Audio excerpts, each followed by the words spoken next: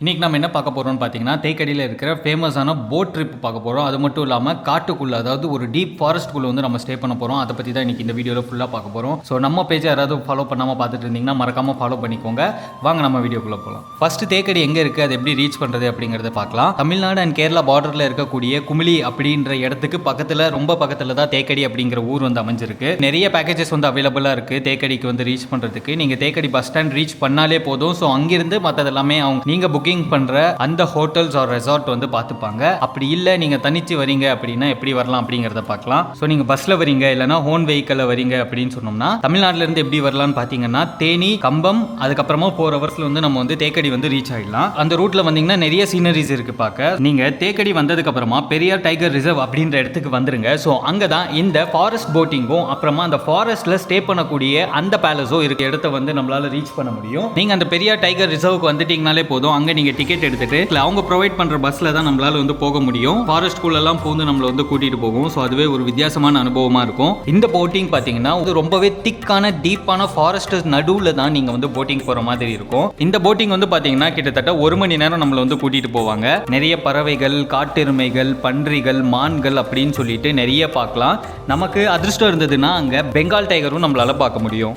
5 வயசுக்கு மேலே இருக்கிற எல்லாருக்குமே வந்து பார்த்தீங்கன்னா 385 ரூபாய் பர் ஹெட்டுக்கு வந்து இவங்க சார்ஜ் பண்ணுறாங்க போட்டிங்க்கு. அது மட்டும் இல்லாமல் இந்த போட்டிங்கோட டைமிங் பார்த்தீங்கன்னா காலையில் 7:30 மணி, 9:30 மணி, 11:15, அப்புறம் மத்தியானம்னு பார்த்தீங்கன்னா 1:45, 3:30 மணி. ஸோ இந்த 5 டைமிங் மட்டும் தான் இருக்குது. நான் ப்ரிஃபர் பண்ணுறது பார்த்தீங்கன்னா காலையில் 7:30 மணி ட்ரிப்புக்கு போயிடுங்க. ஏன்னா மோஸ்ட்லி நிறைய வனவிலங்குகளை நம்மளால் அதிகாலையில் அந்த ஏரிக்கு வந்து தண்ணி குடிக்கிறத நம்மளால் வந்து பார்க்க முடியும். இந்த ஏரியில் இருக்கக்கூடிய தண்ணி வந்து பார்த்தீங்கன்னா முல்லை பெரியார் அணையிலிருந்து வரக்கூடிய தண்ணி தான். இப்போ முல்லை பெரியாரை பற்றி ஒரு இன்ட்ரெஸ்டிங்கான ஃபேக்ட் மட்டும் நம்ம பார்த்துடலாம். அதாவது முல்லை பெரியார் வந்து பாத்தீங்கன்னா 1887 இருந்து 1895 வரைக்கும் அந்த டேம் வந்து கட்டினாங்க. இந்த டேம் வந்து கட்டுறதுக்கு ரொம்பவே உதவி பண்ணவர் வந்து பாத்தீங்கன்னா ஜான் பென்னிக்விக் அப்படின்னு சொல்லக்கூடிய ஒரு பிரிட்டிஷ்காரர் தான் இல்லையா. ஸோ அந்த டீப் ஃபாரஸ்ட்ல வந்து ஒரு டேம் கட்டுறதுங்கிறது வந்து பாத்தீங்கன்னா அந்த காலத்துல அது ஒரு மிகப்பெரிய சவாலாவே இருந்தது. ஜான் பென்னிக்விக் அப்படின்றவர் பாத்தீங்கன்னா இயல்பாவே ஒரு பெரிய ஒரு பணக்கார பேக்ரவுண்ட்ல இருக்கிற குடும்பம். அவர் என்ன பண்றாருன்னா இங்கிலாந்துல தனக்கு இருக்கக்கூடிய எல்லா சொத்துக்களையும் வந்து அவர் வந்து விற்கிறாரு. அதாவது 1893 வந்து பாத்தீங்கன்னா அந்த அணை கட்டுறதுக்கு 75 லட்சம்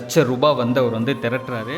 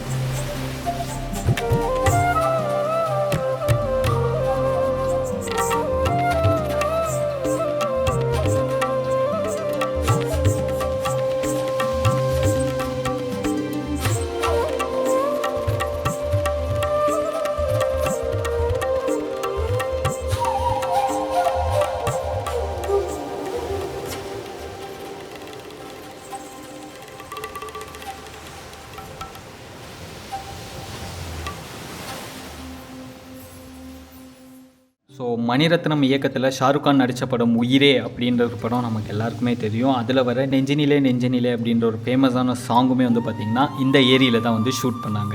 ஸோ அடுத்து நம்ம எங்கே போக போகிறோம்னு பார்த்தீங்கன்னா லேக் பேலஸ், அதாவது இந்த காட்டுக்குள்ளே இருக்கக்கூடிய லேக் பேலஸ் அப்படின்ற ஒரு பேலஸுக்கு தான் வந்து போக போகிறோம். அந்த பேலஸ் வந்து பார்த்திங்கன்னா அந்த காலத்தில் திருவிதாங்கூர் மன்னர்களுடைய கோடைக்கால ஓய்வு விடுதியாக வந்து இது வந்து யூஸ் பண்ணியிருக்கிறாங்க. அதுக்கப்புறமா இந்த இடம் யாருக்கு போகுதுன்னு பார்த்தீங்கன்னா ஸ்ரீ சித்திர திருநாள் பலராமவர்மர் அப்படின்ற அந்த அரசருக்கு போகுது. அவர் வந்து பார்த்தீங்கன்னா வேட்டையாடும் போது ஓய்வு எடுக்கிறதுக்காக யூஸ் பண்ணுற ஒரு விடுதியை வந்து இது யூஸ் பண்ணியிருக்காரு. அது மட்டும் இல்லாமல் பிரிட்டிஷர்ஸுமே நிறைய பேர் இது வந்து யூஸ் பண்ணியிருக்காங்க. இந்த பேலஸுடைய சொந்தக்காரரான ஸ்ரீ சித்திர திருநாள் பலராமவர்மருடைய வரலாறு தான் பார்க்க போகிறோம். இவர் வந்து பார்த்தீங்கன்னா 7ஆம் தேதி நவம்பர் 1912 இருந்து ஜூலை 1991 வரைக்குமே இவர் வந்து ஆட்சி செய்கிறாரு. இவருடைய ஆட்சி வந்து பார்த்தீங்கன்னா கேரளாலேயே ஒரு மிகப்பெரிய தாக்கத்தை வந்து உண்டாக்குது. அது எந்த மாதிரியான தாக்கம்னா தீண்டாமை தடை மற்றும் கோவில் நுழைவு பிரகடனம் அப்படின்னு சொல்லிட்டு கொண்டு வராரு. அதாவது என்னன்னா கோயிலுக்குள்ள யார் வேணாலும் போகலாம், தீண்டாமை அப்படிங்கிறது ஒன்று கிடையாது அப்படின்னு சொல்லி இவர் அந்த சட்டத்தை கொண்டு வந்து கேரளாலேயே ரொம்ப ஃபேமஸான மன்னராக இவர் வந்து அறியப்படுறாரு. தென்னிந்தியாவில் இருக்கிற திருவிதாங்கூர் சமஸ்தானத்துடைய கடைசி மன்னராகவும் இவர் தான் இருந்திருக்காரு. ஸோ இந்த பேலஸ் வந்து பார்த்தீங்கன்னா உண்மையிலுமே பார்த்து ரொம்ப ரசித்து கட்டியிருக்காங்கன்னு தான் சொல்லணும். ஃபுல்லாகவே பாரம்பரிய முறையில், அதாவது ஃபுல்லாகவே உட்டனில் வந்து மேக் பண்ணியிருக்காங்க. இங்கே இருக்கிற ஜன்னலை நம்ம திறந்து பார்த்தோம்னா ஃபுல்லாகவே நமக்கு அழகான அந்த ஃபாரஸ்ட் வியூ தாங்க கிடைக்கும். அது மட்டும் இல்லாமல் இங்கே அந்த காலத்தில் அதாவது அந்த திருவிதாங்கூர் மன்னர் யூஸ் பண்ணக்கூடிய நிறைய பொருட்கள் வந்து இங்கே நமக்கு வந்து காட்சி பொருளாக வச்சுருக்காங்க.